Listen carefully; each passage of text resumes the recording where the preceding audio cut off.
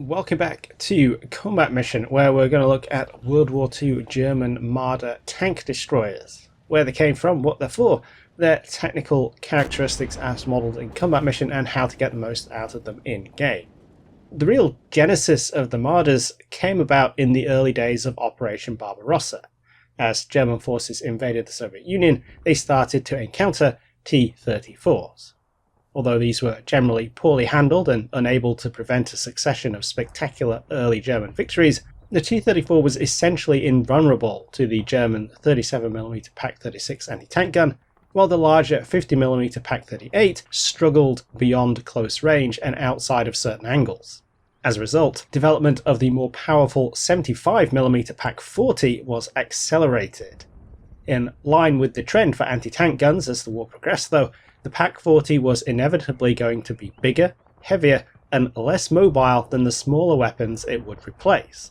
While towed anti-tank guns would persist right to the end of the war, it became increasingly sensible for both practical and tactical reasons to start looking towards self-propelled guns. In time, this would see the development of dedicated tank destroyer designs, but as Pak-40s started coming off the production lines in 1942, it was much faster to create expedient tank destroyers by taking existing vehicles and bolting the new guns to them. With the rapid pace of wartime technical development rendering early war vehicle classes obsolescent or obsolete, the Germans were able to find plenty of hulls in their own and captured stocks suitable for conversion. The resulting Marder series was, perhaps unsurprisingly, something of a logistical complex stopgap. 3 Marder variants are present in the World War II Combat Mission titles. The SD-KFZ-135 version of the Marder 1, based on the French Tractor Blindé 37L, or the Lorraine, which was an armoured artillery tractor or personnel carrier. The SD-KFZ-138 version of the Marder 2, based on the Panzer II light tank, and the SD-KFZ-138 Marder 3M, based on the Czech Panzer 38T light tank.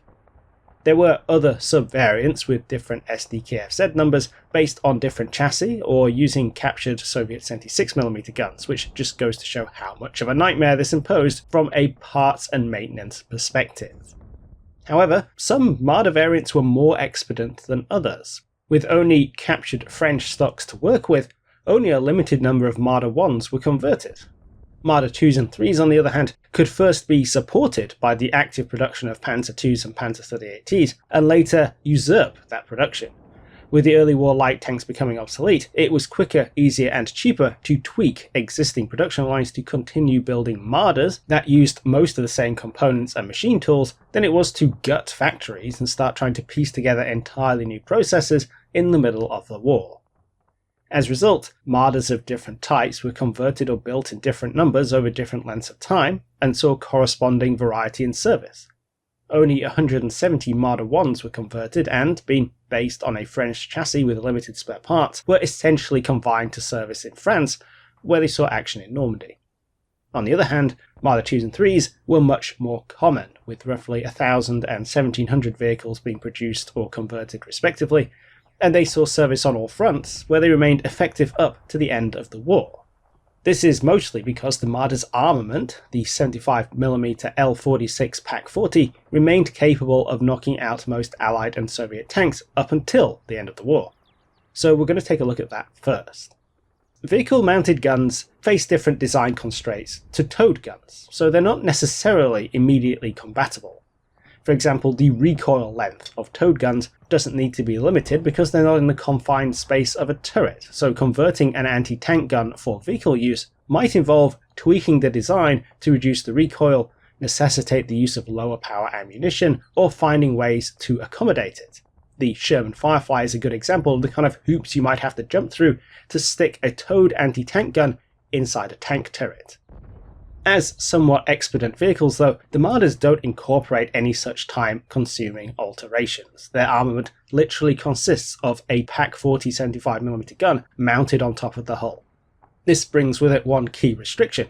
Because the gun is not mounted in a turret, it has a restricted traverse. Most of the aiming is going to be done by pointing the vehicle at the target. This has some obvious disadvantages. Having to engage widely separated targets in quick succession is not something the Marders are very good at, nor is rapidly reacting to something popping up outside of their firing arc. The gun itself is, however, very capable, able to punch holes in the usual allied medium tank suspects frontally out to 1,000 meters. Later variants with better armor, such as the T-34-85 and the Wet Shermans, offer slightly more of a challenge, especially at range where partials, spalling and bounces are possible against some armor surfaces from some angles.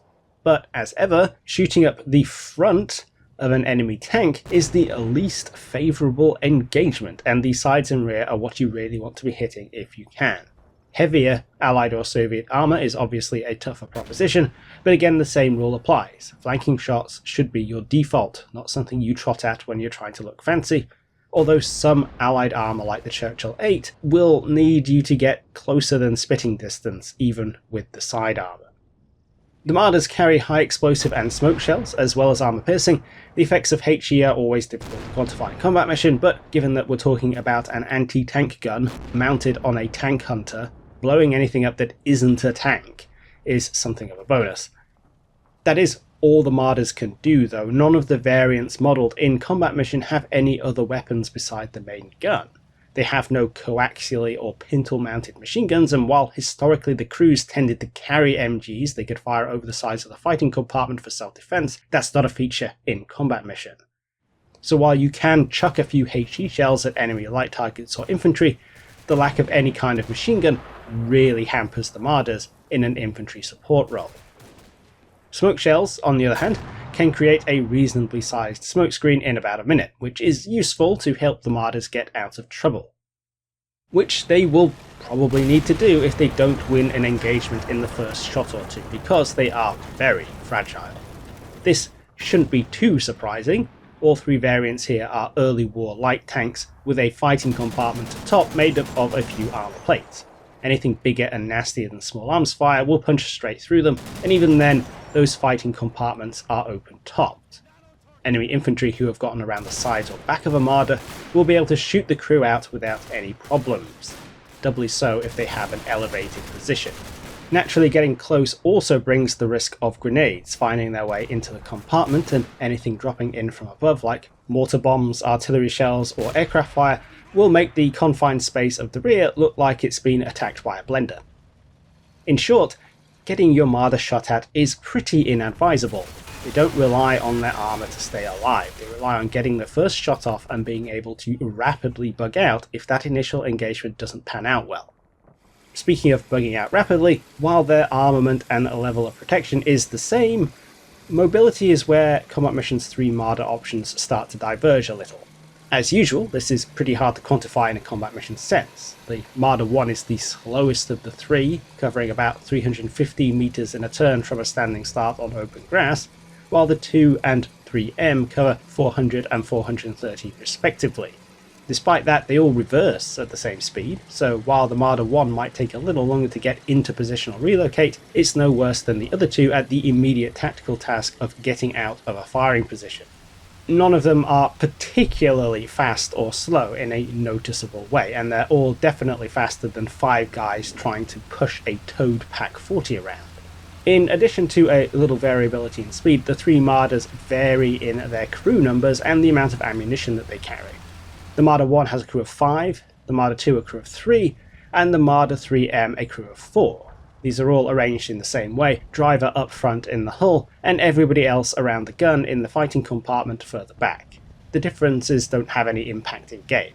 All the vehicles are so small and vulnerable that I don't think further details on the crew really matter that much. Having more bodies in your Marder seems to me to represent more casualties per hit rather than any kind of advantage. All the fighting compartments are open top, like we mentioned, so if the crew is opened up, they can poke their heads over the top of the plates and improve their situational awareness. The Marder 2 and 3M have some periscopes around the edge that should improve visibility when buttoned up compared to the Marder 1, but that's not something that's particularly easy to test. Also worth noting for the Marder 1 is that the gunner's head is always exposed, which is clearly not a sensible life choice, but he doesn't seem to actually be vulnerable as if he was opened up, so that looks like it's a purely graphical thing. Finally, In terms of ammunition, the Marder 1 carries 13 armor-piercing shells, 8 high-explosive and 1 smoke shell. The Marder 2 carries 23 AP, 12 HE and 2 smoke, and the Marder 3M carries 16 AP, 9 HE and 2 smoke. So with all these technical details covered, how do you get the most out of the 3 Marders? Well, they are pretty literally anti-tank guns on tracks. Towed anti-tank guns have to rely on stealth and getting the first shot off to be effective. That means waiting in ambush, relying on concealment to stay hidden until the right moment to engage. Once the anti-tank gun opens fire, the cat is generally out of the bag and it becomes exponentially more likely to get spotted.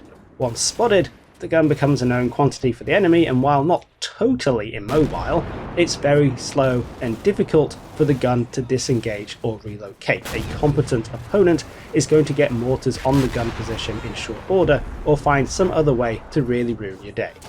Deployed towed anti-tank guns are thus pretty much one-trick ponies. They can be a massive pain for the enemy, but you get one chance with them. Even if their first engagement is successful, the chances of a second successful engagement against an alerted opponent are pretty slim. Taking that same anti-tank gun and making it self-propelled gives you the chance to disengage, relocate, and have another go. It's still very important to stay hidden, to pick your engagements and make sure you get the first shot off, but with something like a Marder, you have some mobility to exploit in order to preserve the vehicle for future engagements.